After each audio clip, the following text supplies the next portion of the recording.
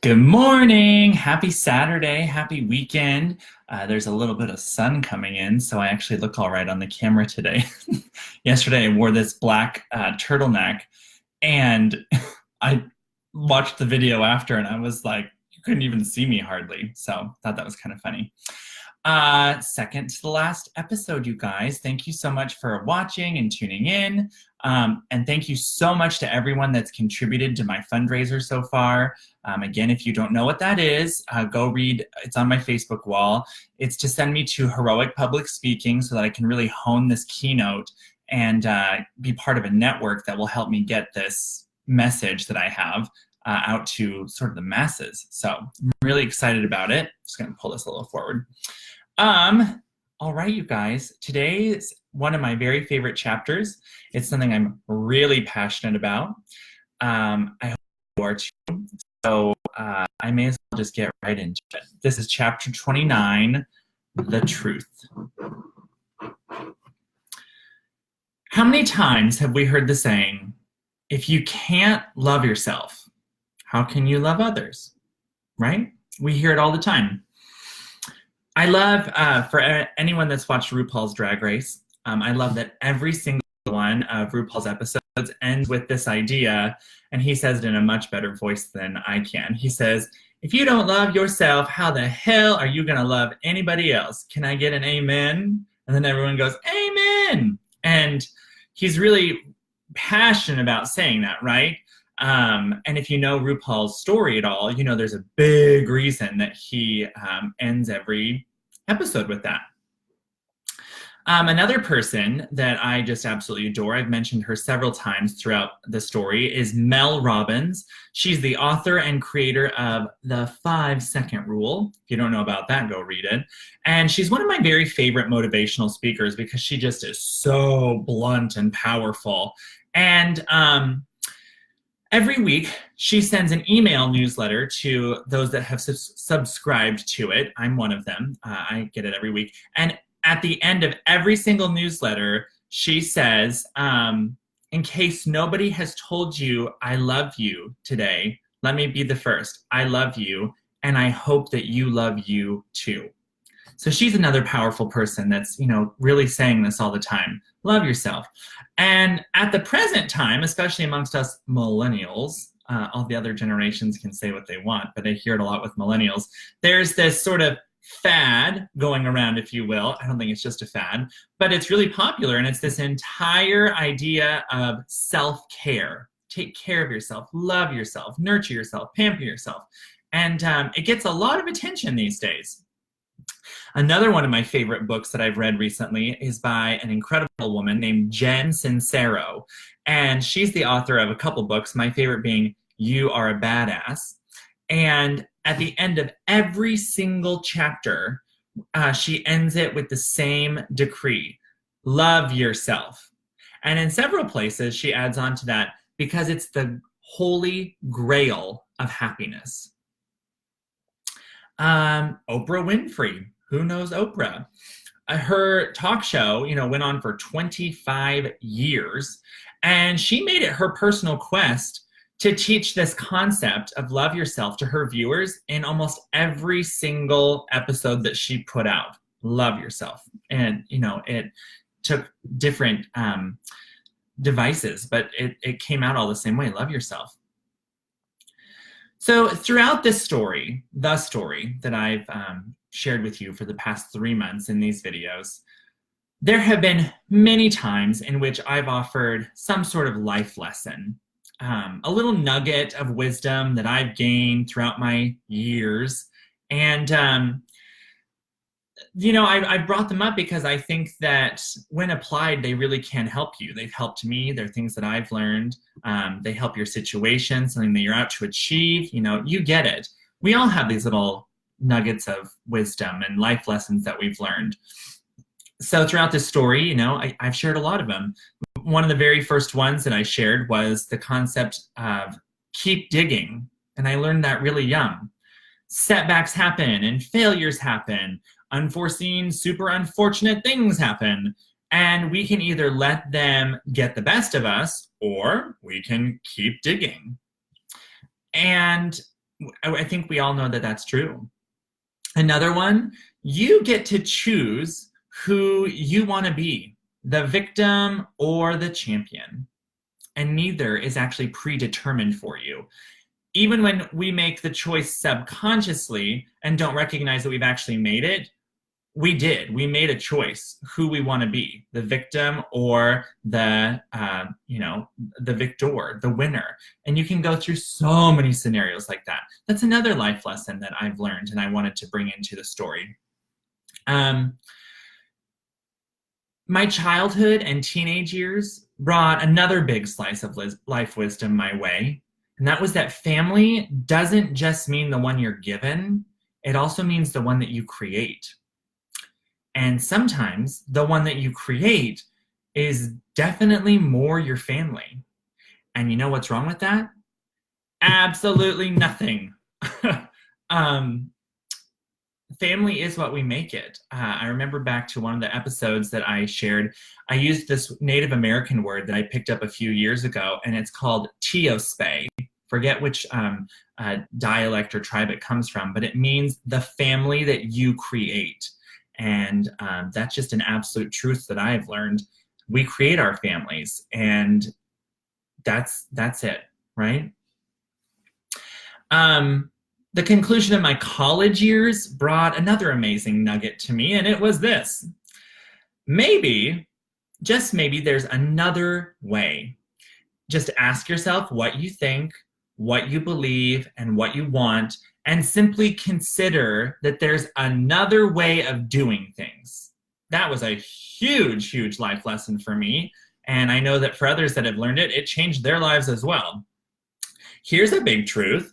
There are more ways to get to heaven than the one I was brought up knowing by being a dogmatic, inconsiderate, unwilling to listen Christian who shoves God so snugly into a box that he can't even breathe. God, the universe, however you relate to that, y'all, it, he, they, she, whatever it is way, way, way bigger than any of us will ever know. And that is a fact. Even for atheists that really put so much stock and trust into science, which I have nothing wrong with, the concept of science to them is it's huge, right? And unfathomable almost to a point. That's really what I mean. Much bigger than any of us knows. And however you want to relate to it, just know it's way bigger than you'll ever know. My early 20s and my mid 20s, they brought their life-changing bits of wisdom as well, right? Know who you are. Know where you're going. Have a plan for how you're going to get there. Show up authentically. Know and use the power of vulnerability. Be unapologetically yourself. Thank you, Jessica Butts. Live your life from the front seat. Don't do stuff you suck at. And so many others, right? There are just so many wonderful, beautiful, incredibly life-changing pieces of wisdom that I've learned.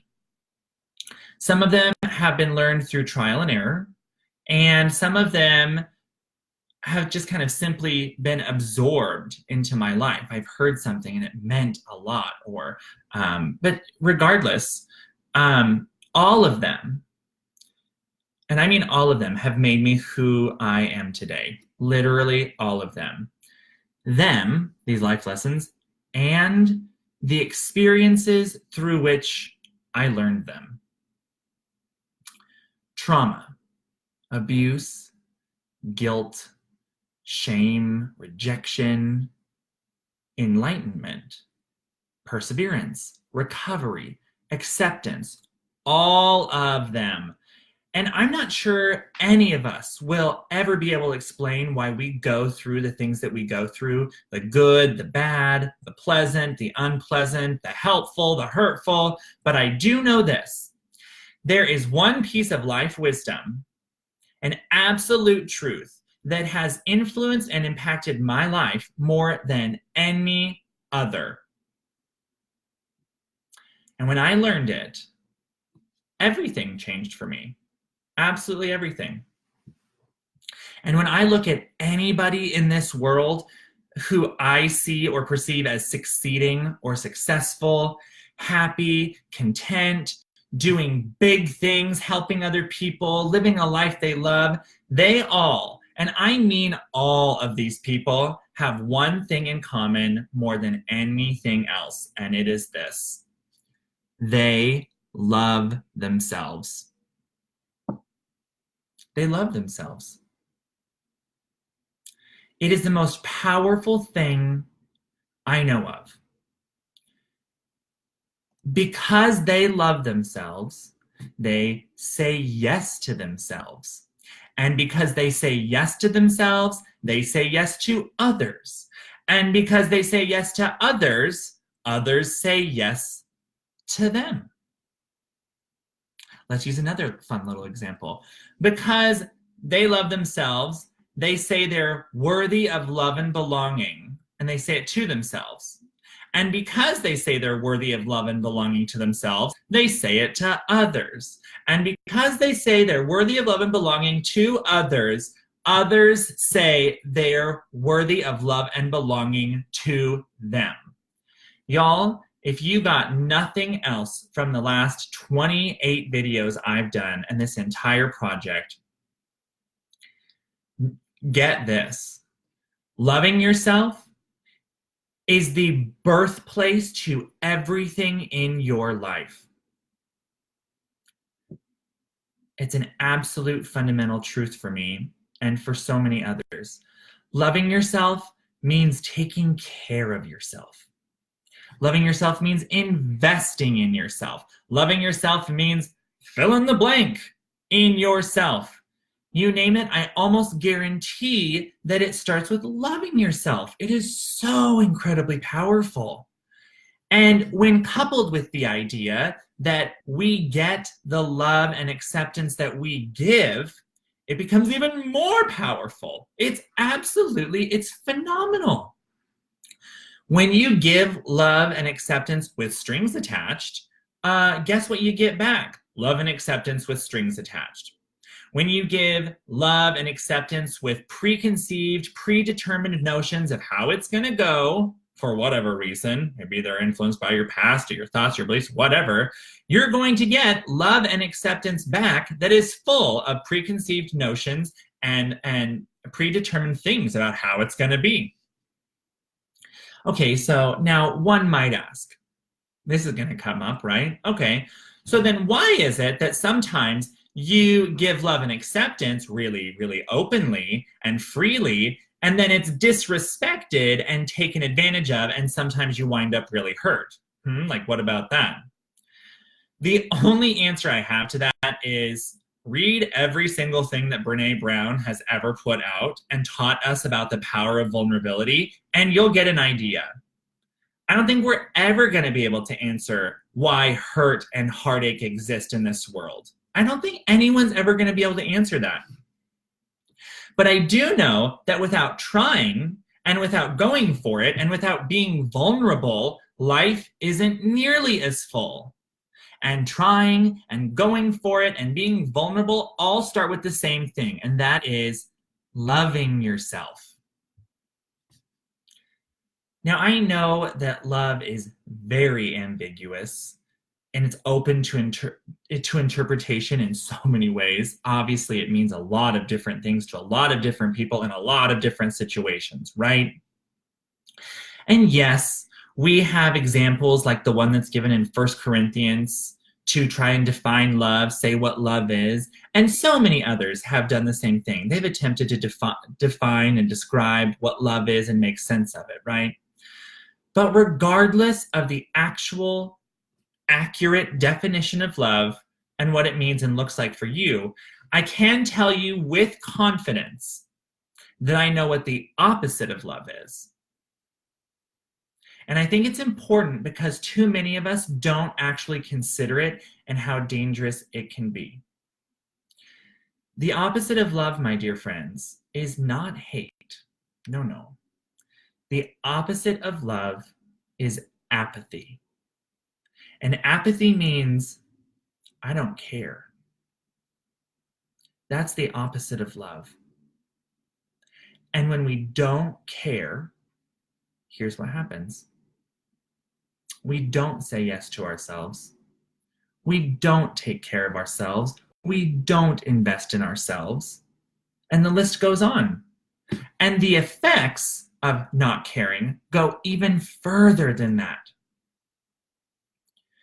I didn't know it, but I used to not care. I was pretty damn apathetic. And not in the general sense, but as it pertains to me. I didn't care about me. And admittedly, even though it seemed like I did from the surface, I really didn't care about others either. I often wonder how different my life might be and what it might look like if I had learned the importance and concept of loving yourself earlier on. Would it actually look different? Would I actually be different? I think naturally it's kind of completely irrelevant to think that way because now there's nothing I can do about it, right? Like, what if? That's a whole can of worms, right? But what I can do is share what I've learned with you so that in case you don't already know, you too can fully realize the power of this phenomenal fundamental truth in your life. Love yourself. And that truth, I can almost guarantee, will help you create your own story in a way that you have only ever dreamed of. Jen Sincero, that author of the book called You Are a Badass, she really wasn't kidding. Love yourself because it is the holy grail of happiness. And another truth, who doesn't like a happy story? I know I do. So that is today's chapter. It's the truth. And the truth is, love yourself. And you get the love and acceptance that you give. So if you're not loving yourself, I don't know what it looks like for you to start, but try to love yourself. It is the birthplace of everything. And when you love yourself, you find yourself doing crazy things like writing a book called The Story. And not next week's, well, kind of, Monday's chapter, the final chapter, is called The Story. So thank you all so much for giving me about 20 minutes of your Saturday morning. I hope you have some good plans today. Again, if you can donate anything to my my intent and endeavor of going to learn about keynote speaking was totally not on my radar. Anything you can give is so greatly appreciated. And thank you from the bottom of my heart for helping me make that happen. Okay, I'm gonna go. I will see you on Monday when we wrap up this whole thing called The Story with our final episode, The Story. I'll see you then.